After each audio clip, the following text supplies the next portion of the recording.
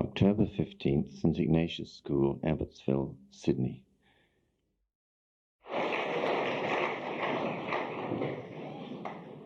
Well, first and foremost, thank you very much for the opportunity you've given me of being with you this afternoon and talking to you. I suppose I ought to apologize because unless I misunderstood one of the masters, if I weren't here, you'd be in class. Would you? No. So I better not be too long, had I? No.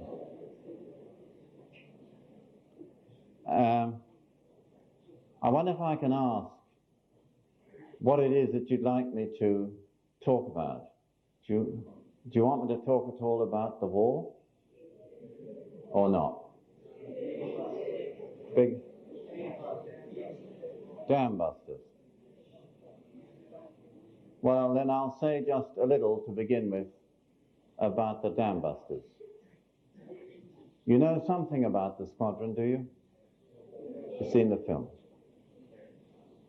Well, the Dam Busters was a special duties squadron that was formed in the beginning of 1943, and it was given the particular job then of blowing up 2, or rather 3, dams in Germany, the Mona and the Ada and the Scorpy Dam.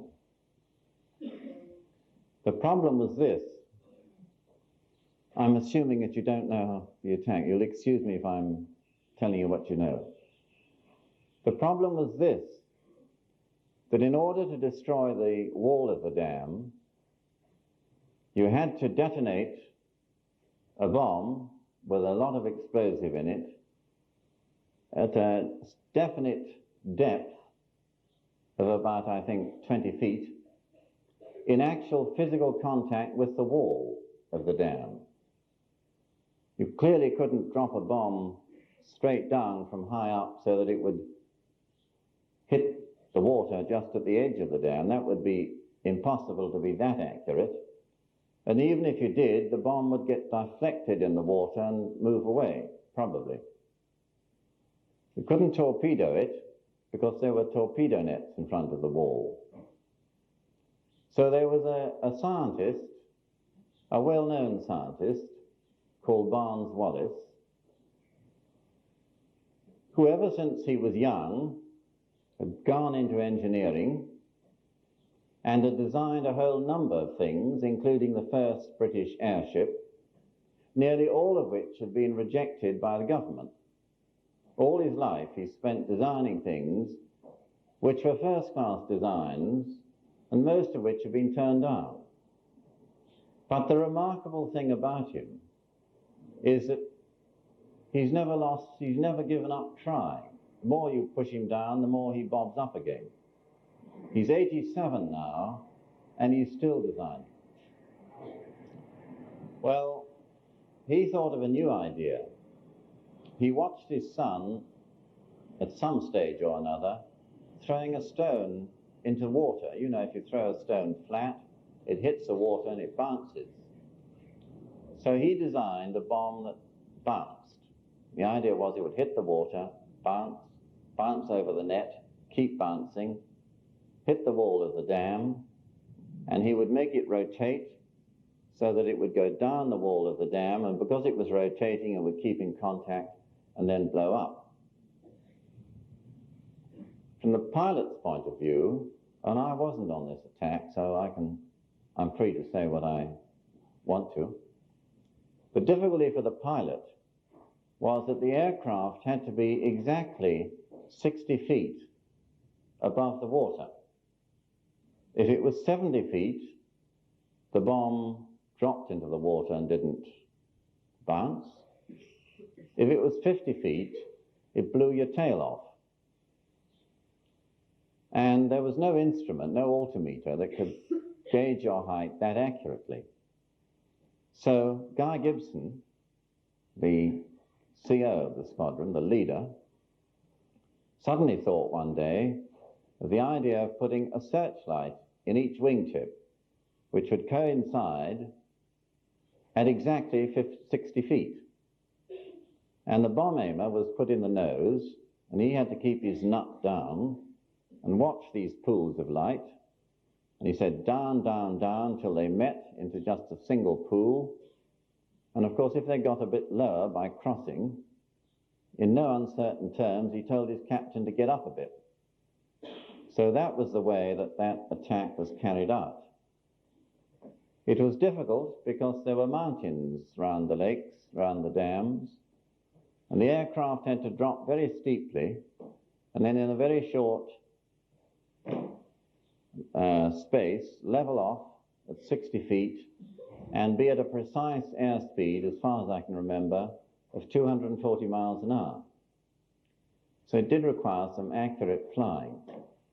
It was a dangerous operation, and I think that 6 aircraft were lost over the target, 2 on the way in, 6 over the target, as far as I can remember. I joined the squadron later, and we were given a different target. The Germans then, the Nazis then, had a number of secret weapons. They had a V-1, which was a pilotless aircraft, filled with high explosive, faster than any fighter we had, so it was difficult to catch, which would fly in, and then when it reached London on an estimated time, the engine would cut out and down it would come with its high explosive. The second was a V-2, which was a rocket. And of course that was unstoppable, and that landed in London. But there was also a third, which I think is not quite so well known, and that was the V-3. And this was a large gun, in effect, which was going to fire, there were 3 of them, each could fire 1 500-pound shell every minute into London. And they were protected deep in the ground by 50 foot of reinforced concrete. And there was no bomb on earth that could penetrate 50 foot of reinforced concrete. And so Hitler thought this was an infallible weapon. But Barnes-Wallis then thought up a different kind of bomb, which was really a deep penetration bomb called Tall Boy. And this, if dropped from 16,000 feet, would penetrate 90 foot into the ground and then explode and blow the gun up from underneath. Hitler had not thought of putting 50 foot of reinforced concrete underneath his little gun. The snag was that the bomb had to be dropped from 16,000 feet within 15 yards maximum of the outside of the periphery of the silo in which the gun was. And when I said to Barnes-Wallis that dropping a bomb within a range of 15 yards from 16,000 feet was going to be difficult, all he said was, well, if you're going to pepper the whole of northern France with my bombs, I don't see why I should take the trouble to design and build them. That was all the sympathy we got from Barnes-Wallis. Well, now, in order to have any hope of doing this, we had to devise a new method of precision bombing. And our job became that, it was one we'd always wanted, of learning how to destroy a military target or an industrial target without taking civilian life. The only way of doing it was to start with a marking aircraft, that is to say, have 3 aircraft in the lead whose job would be to put on top of the target, absolutely accurately, a marker. That is to say, a colored magnesium flare, which would burn very brightly of a particular color. So there'd be a coded color for that night to exclude the possibility of a dummy being put down somewhere else. And my particular job with 2 others, was to put the marker on the target. We asked permission to try out this technique in France, because to do it in very heavily defended Germany on a single squadron without support would have been, to say the least of it, dangerous. And we were given permission by Churchill and the cabinet. It had to go up to cabinet level. We were given permission to have one trial on a factory outside Limoges in France. Now, Limoges is probably a town you haven't heard of, but it's a town that makes most beautiful china.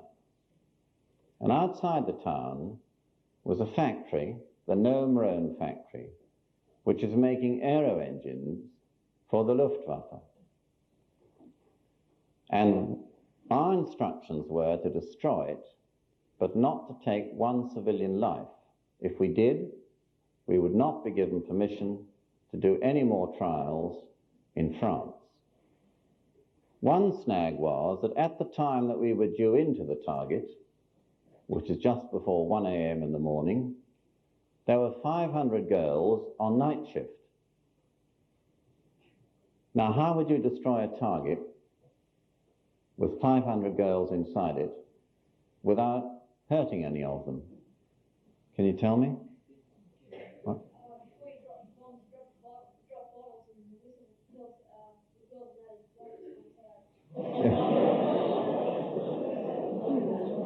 Well, anybody else?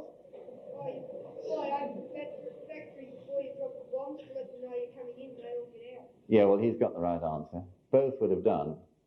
We did 3 low-level runs over the target. When I say low level, I mean at about 20 feet.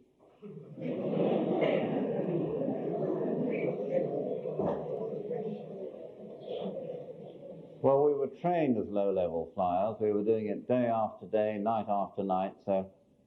And in fact, although it may sound dangerous, it was safer, because anti-aircraft guns in those days couldn't depress below 5 degrees. So if you were right down on the deck, as we called it, below tree level, you were safe. The danger was when you came up. You had to go either in and out of the trees or just come up over a tree and then quickly down again. And we did 3 low-level runs, as low as we could get, in a 4-engine Lancaster, which I can assure you makes a lot of noise, over this factory. And the girls, fortunately, took the hint, except for one. And she, by nature, was curious. And I'd like to take the opportunity of warning you that curiosity sometimes can be rather a dangerous characteristic. And this girl decided that she wouldn't go any further than the ditch outside the factory, and she squatted down in the ditch to see what was going to happen. Well, fortunately, all the high-flying aircraft dropped they were very big bombs, they were 10,000-pound bombs, into the factory, and none outside it. So that all the girls were safe, except this one, who was hit by a bomb splinter, but fortunately not very badly injured. So that opened the way for us to go on using this technique, and as I say, developing a way of picking out a target that was important, but saving civilian life. So briefly, in a word, that's something about the dam busters. Except one final thing. The dam busters was a composite squadron of many different countries. And the largest contingent, outside we English, were the Australians. And I'm not sure whether we had more difficulty keeping our heads up above water against the Australians or in carrying out our job. But anyhow, I can assure you that for me, for the rest of my life, I will carry most grateful and affectionate memories of the Aussies with whom I was privileged to fly and serve. My bomb aimer was an Australian, and he used to tell me what he thought and keep me in order, and I think was the best bomb aimer I ever had. And I think that we in Britain will never forget the debt that we owe to other countries who came from so far away to help us in our struggle. But having said that, the big question remains, this question remains. That war was fought in the first instance, of course, in order to stop aggression, in order to stop Hitler. But it was also fought for something higher than that. We who fought it, and we were a generation like you who rejected war, we could see no sense in war, but we were plunged into it. And we believed, perhaps naively, but we did believe, that when the war was over, there would be the foundations on which to build a world in which peace would flourish. Peace and freedom and justice and the opportunity for everybody to lead the kind of life they wanted. A world in which there would no longer be violence. For out of violence, as we all know, comes the danger of war, and out of war comes the danger of world war. And this is something that we as the human race cannot afford again. And so the question that remained in our minds when all that was over, at a cost, if you don't know it, including all sides who fought, of 55 million lives. The question was, what are we going to do to see that this never will happen again? It was a question that I myself couldn't answer. And my life unexpectedly took a turn in a direction that I'd never even thought of, into the world of the disabled. It came about because whilst I was trying to make up my mind what to do and unable to know what to do, I came across an old man dying of cancer in hospital. And the hospital could do nothing more for him. There was nothing that could be done to make him better, only to keep him in bed and nurse him. Said, I'm sorry, but he must go, because there are others waiting to come in, and we cannot afford to block this one bed for perhaps a year for one man for whom we can do nothing when there are others who could be treated and sent home. And not being able to find anywhere else for him to go, even though we were a welfare state then, when the state said it would do everything for us when we were in trouble, in return, of course, for a pretty healthy weekly payment by us. In spite of the fact he was an ex-serviceman who'd been too old to serve, but had dropped his age 10 years and got in, and a lot was done for ex-servicemen in those days, nowhere would take him because he was incurable. So for want of anything else, I asked him if he'd like to come into the large empty house in which I was living. I never thought he would, but I thought I must offer him something. Rather to my surprise, he said, yes, I'd love to. Having no money with which to pay a nurse, I obviously couldn't get a nurse, so the only thing I could do was to try and look after him myself. And a local nurse came in and said, well, it'll be perfectly easy. I will show you what to do, and you do it. And she gave me what she called a concentrated course of nursing in 3 evenings. She told me that I was a very bad pupil, which I have to admit was probably true. She made me do everything by numbers so that I wouldn't forget it, which of course I did forget. Anyway, I'm not going to go into what happened to Arthur and all the various things that came about while he was in the house. To me, it was just a temporary interlude. But, unexpectedly, somebody else came. An old lady of 91, who was bedridden, living in a flat on her own. And before I knew what I was doing, I found myself saying, yes, I'll take her. I knew her as Granny.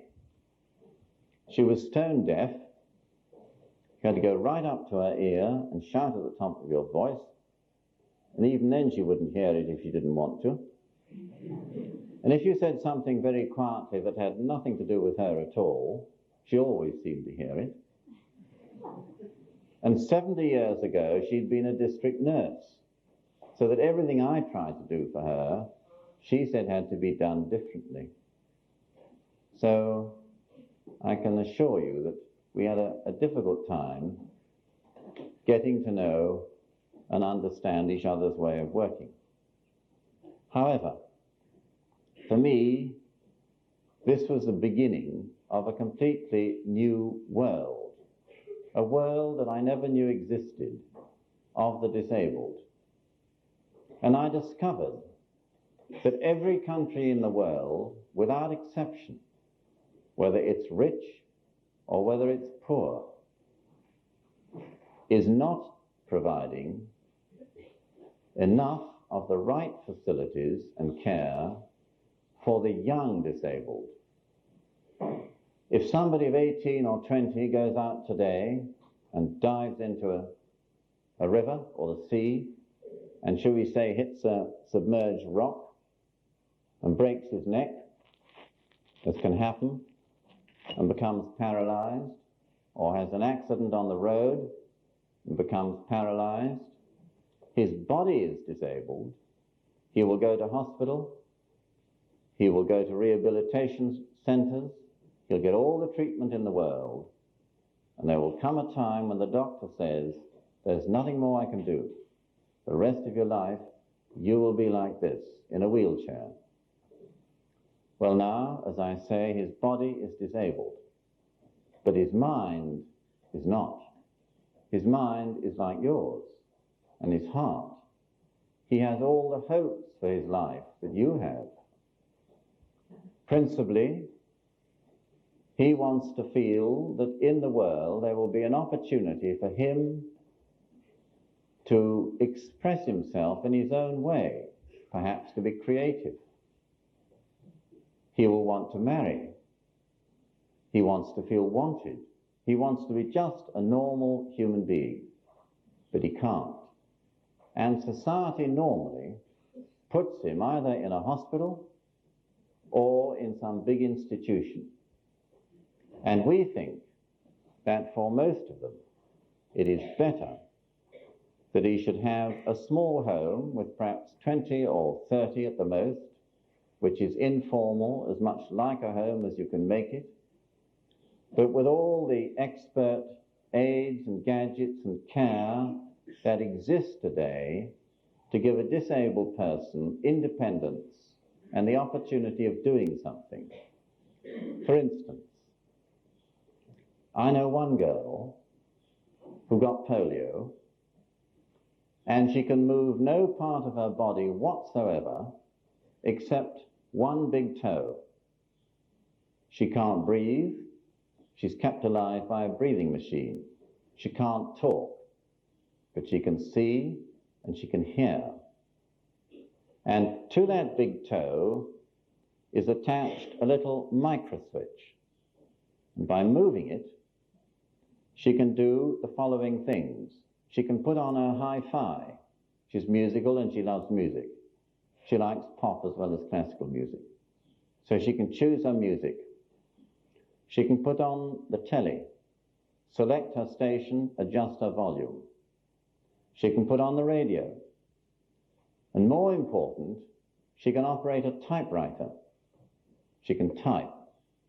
So if you go and see her, you can have a conversation. You talk to her. You say, hello, Hilary, how are you today? She'll give you an answer. And I can assure you that she's very shrewd, although she lies totally, I think you'd be shocked if you saw her. She lies totally helpless with her tongue just hanging out, unable to move even her eyes. And she answers you on this typewriter. As she composes poetry, she'll have a joke with you. She'll size you up. Now, when you think of somebody like that, there are two lessons we have to learn. The first is, look at her determination. Look at the way that she's not thinking of what she's lost. Now, most of us in life, something goes wrong, we get upset. We think, if only I hadn't done that. We keep harping on what things might have been had we not had such and such a disaster or so on. She's forgotten about all that she's lost. She's only thinking about what remains, and she's making the most of it. But the second thing is, this would not have been possible.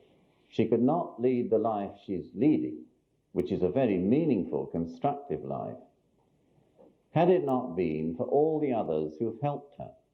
The doctors, the engineers who designed this electronic box, the possum, the respirator, and so on, the nurses who've nursed her back to where she is now, and her parents and friends who keep her in her own flat at home.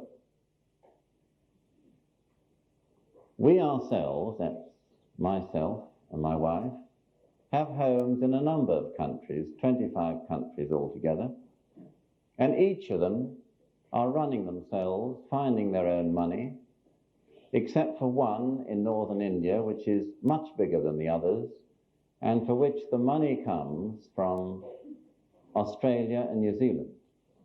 Indeed, here in your school, Form 2, I think, is very generously keeping one of the children in this home, Raphael. What I'm trying to say is this, that if we ask ourselves, what can I do to build the kind of world that we want, a world in which peace and justice and freedom will flourish? The answer is that every single one of us has got a part to play.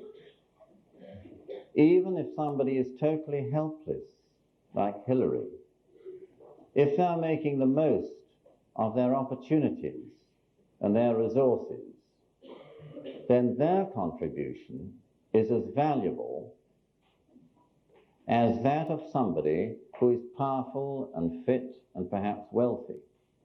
That's not the standard by which we judge things. We judge people by the achievement, by what they've done.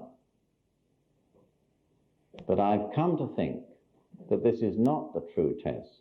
I don't think the achievement counts so much. Achievements can be washed away overnight. You can work all your life and build something up, and overnight it's destroyed. But what counts is the effort, the sacrifice. And this is not washed away. This is remembered. It continues. And this is the criterion by which God will judge the value of our actions. Let us do what we can and leave the rest to other people and to God. And if we look at the starving millions in West Bengal or in drought-stricken Africa or wherever it might be and say, what can I do? The answer is we should not look at the problem. The problem is so vast, we think I can do nothing, so we're put off. We should look at what can I do. That's all that matters, in whatever field we happen to choose, and do it. And I would say only one thing to you. Never stop doing something or be put off from doing something because it seems so too inadequate, too small. Everything that we as human beings do, because we are human beings, will be inadequate. It will have faults. It will be small. No use persuading ourselves we can do anything big. The important thing is, have we made the most of our opportunities such as they are? And I find, going about the world, that this generation, your generation, is a compassionate generation. It's one that is interested and concerned in the underprivileged. Mine wasn't. We knew nothing about it. We knew nothing about the poor and the starving. But now you'll never find a school that hasn't got some project, is doing something. And to me, this offers the greatest hope of all for the future. And although you will have been told this before, I will say it again, that the world that you hand on as you grow older to your children will be the world that you make. And so I thank you for the opportunity of meeting you today. And I'd like to offer every one of you my warmest wishes and ask God's blessing, not only on your school and your coming exams, but in your future lives, wherever they may lead you. Thank you very much.